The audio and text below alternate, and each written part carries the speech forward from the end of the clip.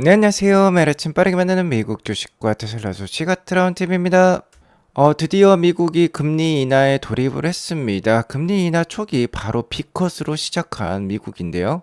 테슬라가 최대 수혜주가 될까요? 이 점 오늘 같이 알아보도록 하겠고요. 로보택시 공개 10월 10일로 지금 고정이 되어 있습니다. 로보택시 공개 전과 공개 당일에 기대하는 점 오늘 알려드리도록 할게요. 모건 스탠리에서 정리를 해주었는데 이 점도 알려드리도록 하겠습니다.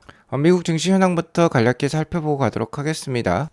자, 오늘 미국 증시 소폭 하락하면서 마감을 했어요.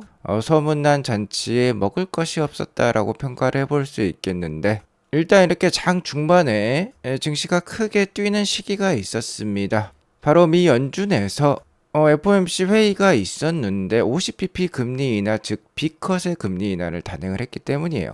미 연준은 2년 6개월 만에 피벗을 단행을 했습니다. 즉 긴축 정책을 종료를 하고요. 이제 완화 정책에 돌입을 했다라고 볼 수 있겠습니다. 50bp는 한 번에 인하를 했어요. 기존 5.5%의 금리가 5%로 드디어 내려왔습니다. 자, 이러자 장 중반에 이렇게 시장이 급등을 보여주었습니다. 급등을 하기 전까지는요. 25bp냐 50bp냐라는 우려감에 증시가 좋지 못했는데 50bp로 결정이 되자 이렇게 툭 튀어 올랐어요. 하지만 파월 의장의 기자회견이 시작이 되자 주가가 이렇게 하락을 하기 시작하면서 최종적으로 하락으로 마감을 했는데요. 기자회견 당시 파월 의장이 추가 금리 인하는 서두르지 않겠다라고 밝히면서 상승폭을 반납하고 하락 마감했어요. 즉 테슬라나 엔비디아나 이러한 주식들의 실적 발표 당일에도 실적은 좋았더라도, 그러니까 숫자는 좋았더라도 향후 가이던스가 좋지 않으면 주가가 급락을 하듯이 그러한 모습이 오늘 펼쳐졌다라고 볼 수 있겠습니다.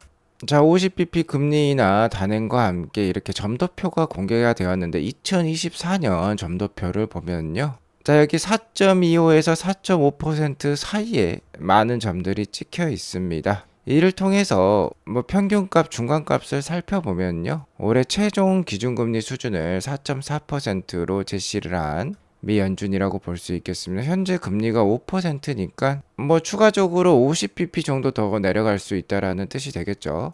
자, 이제 앞으로 남은 회의는 11월 7일과 12월 18일이 되겠습니다. 두 차례의 FOMC 회의가 남아 있는데, 즉 이 점도표에 따르면 이제 25bp씩 내려가서 4.4에서 4.5%까지 떨어질 수 있다라는 뜻이 되겠어요.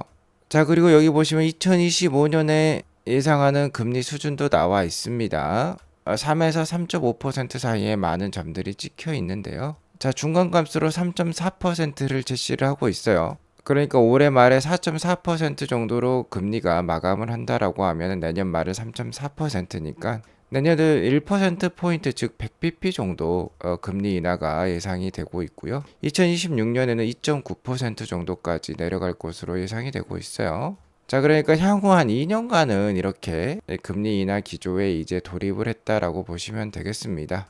자, 이러한 기준금리 수준은요, 3개월 전의 예측치, 그러니까 6월 달의 예측치보다도 굉장히 좀 낮아진 편이라고 볼 수 있겠습니다.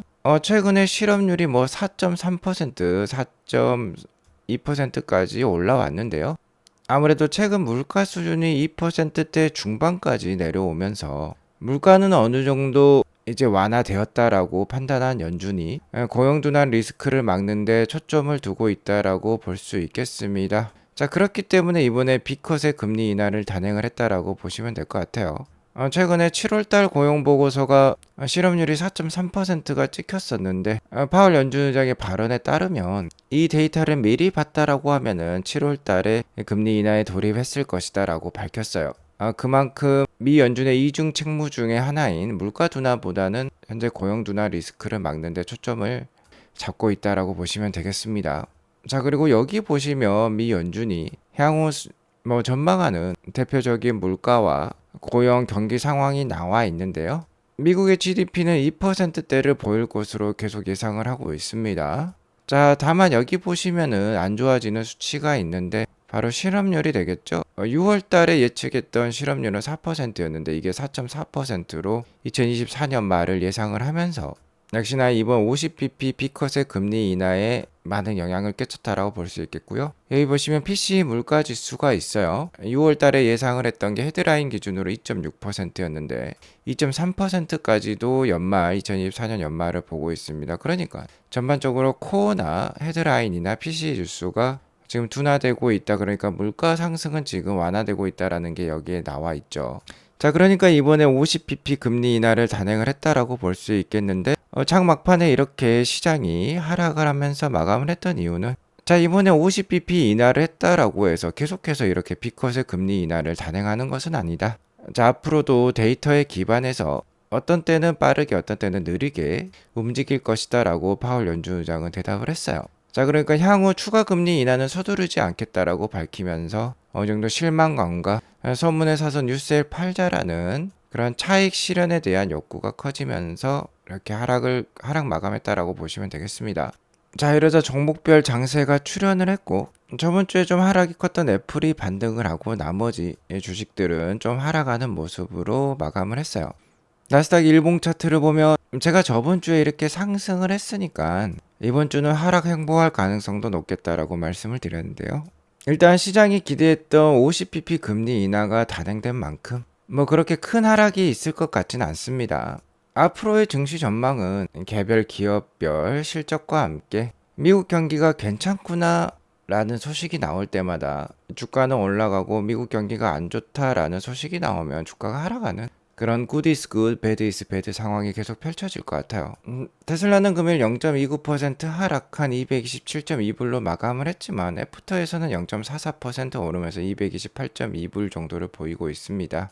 계속해서 저점을 올리면서 반등 중에 있는 테슬라이고 10월 10일에 로보택시 공개 이벤트를 앞두고 있는 만큼 9월달은 괜찮은 주가를 보일 가능성이 높겠다라고 지금 지속 말씀을 드려왔죠.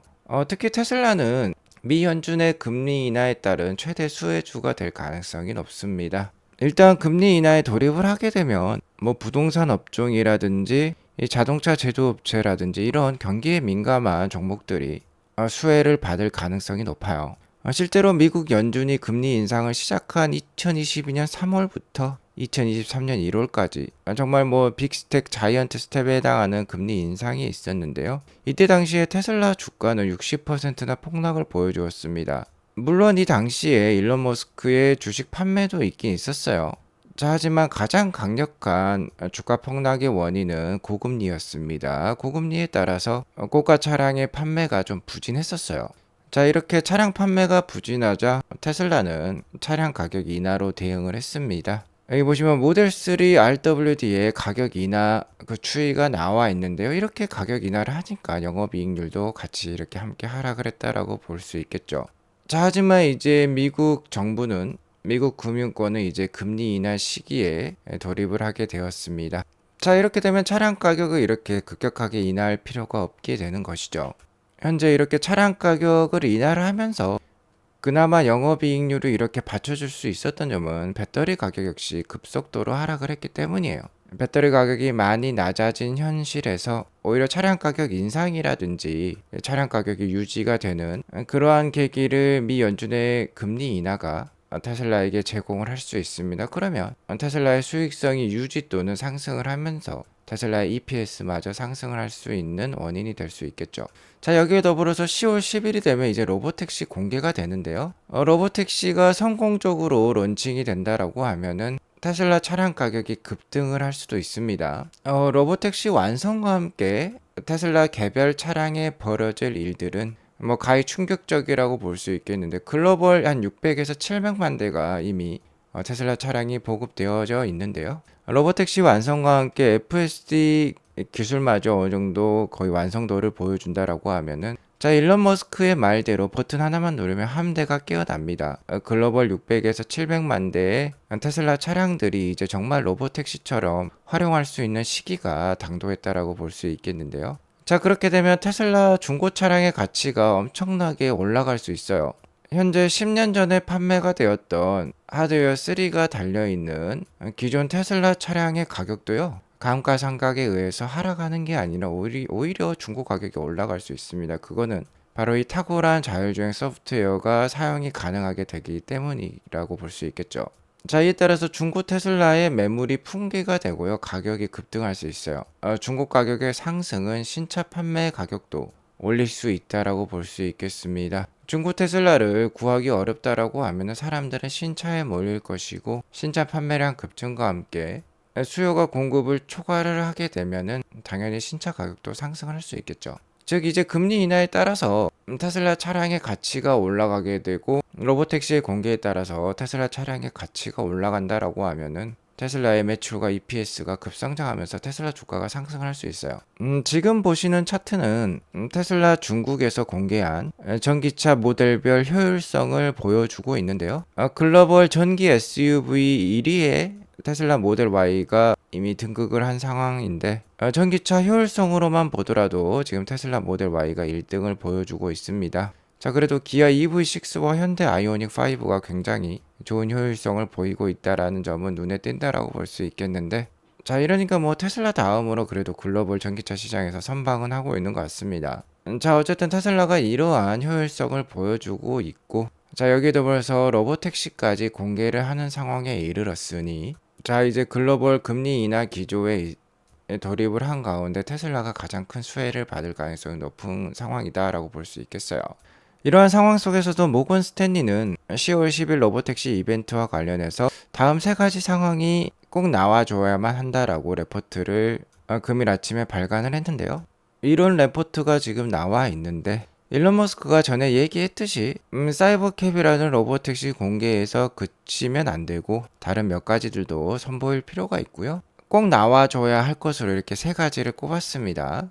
자, 일단은 숫자로 말해주길 바라는 것 같아요. 아무래도 애널리스트 아담 조나스가 대표적인 테슬라 불세력 애널리스트 중에 한 명인데 모건 스탠리에서 일하고 있죠. 자, 이 세 가지를 살펴보면 첫 번째는 세이프티가 되겠습니다. 자, 로보택시가 얼마나 안전하냐가 숫자로 나와줘야 한다라고 표현을 하고 있는데 Will investors see data comparing the safety of Tesla AV vehicle technology to human driving? 자, 여기 보시면 comparing to라는 말이 있죠. 인간의 운전과 비교했을 때 테슬라의 자율주행 차량이 얼마나 안전한지 숫자로 데이터로 표현해 줄 수 있습니까? 라고 물어보고 있어요.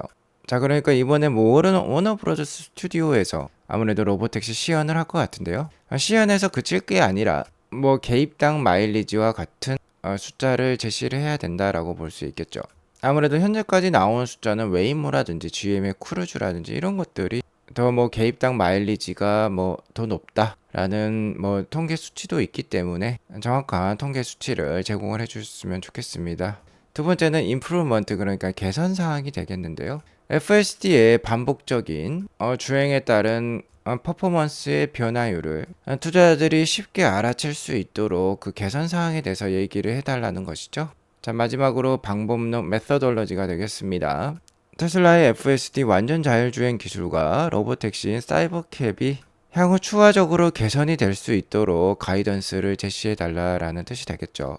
추가될 개선 사항에 대해서 얘기를 해달라는 것 같습니다.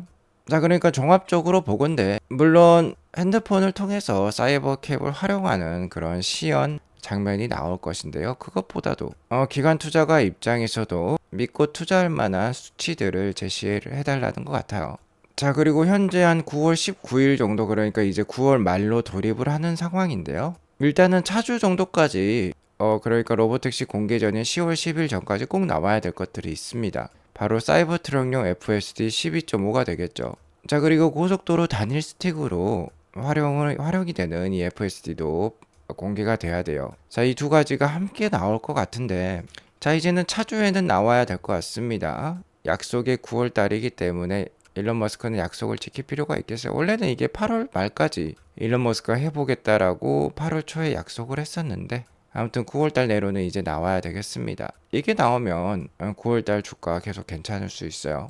테슬라가 로보택시 공개로 굉장히 앞서가자 다른 경쟁업체들의 움직임이 분주합니다. 저번 방송에서 또 하나의 자율주행 개발업체죠. 모빌아이가 라이더 시스템 개발을 포기했다라고 말씀을 드렸죠.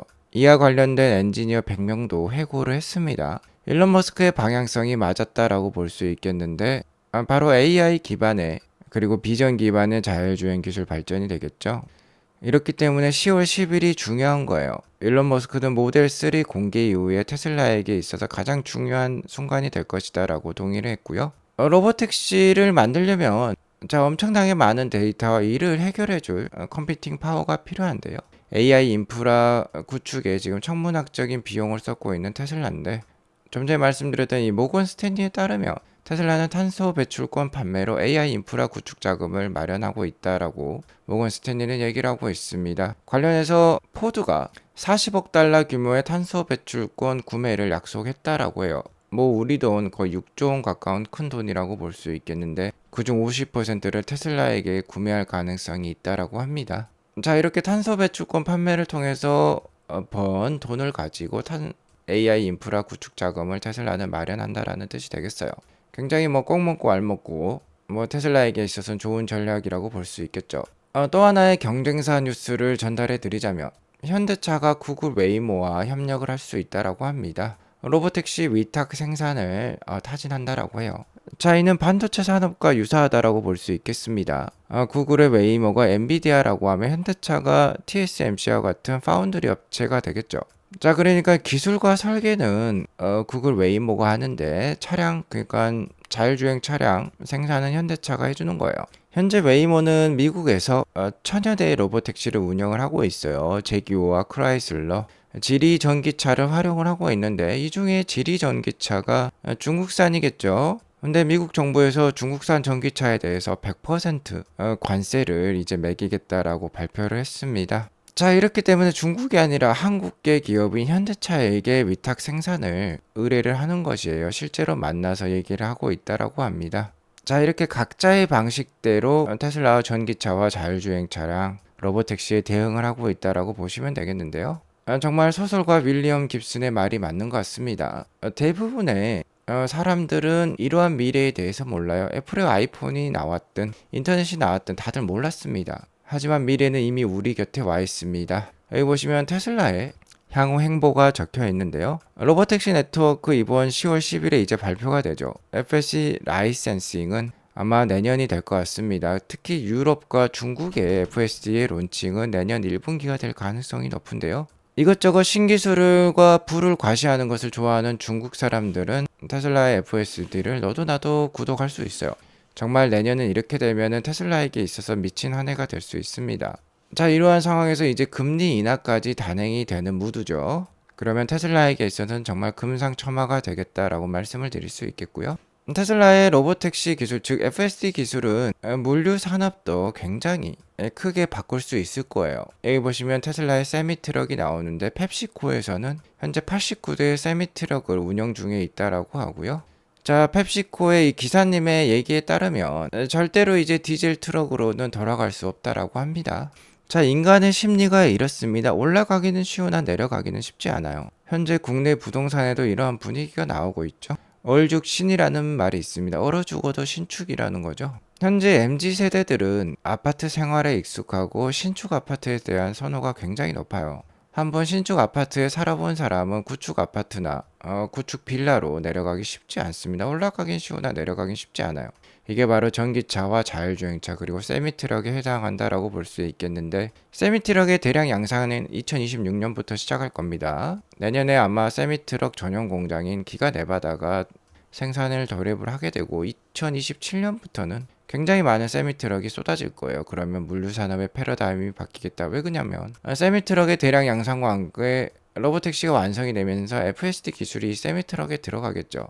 그러면 여러 대의 세미트럭, 즉 이렇게 89대에 해당하는 세미트럭이 일렬로 움직이면서 기차처럼 움직이게 될 거예요. 제일 앞에 있는 세미트럭에 사람 한 명만 타면요, 나머지 뒤에 세미트럭들이 저희 콘보이라고 해서 기차처럼 대량의 물류를 정말 소규모 노동력을 통해서 움직일 수 있습니다. 제일 앞에 앉아있는 기사님도 그냥 관리만 하는 것일 뿐이에요. 운전대를 만질 필요가 없을 거예요. 자, 여기에 더불어서 물류 공장에는 옵티머스가 배치가 되겠죠. 이러한 로봇들이 선적과 하역을 담당을 하면서 물류 산업의 패러다임이 크게 바뀔 것입니다. 이제 앞으로 짧게는 2년, 길게는 10년 동안 테슬라의 세상이 충분히 펼쳐질 수 있습니다. 아트라운TV 함께 하시면서 계속해서 희망 있는 투자 이어가시기 바라겠습니다. 오늘 이것으로 방송을 마치도록 하겠고요. 오늘 방송이 도움이 되었으면 구독과 좋아요 알람 설정 꼭 눌러주세요. 행복한 하루 되시기 바라겠습니다. 감사합니다.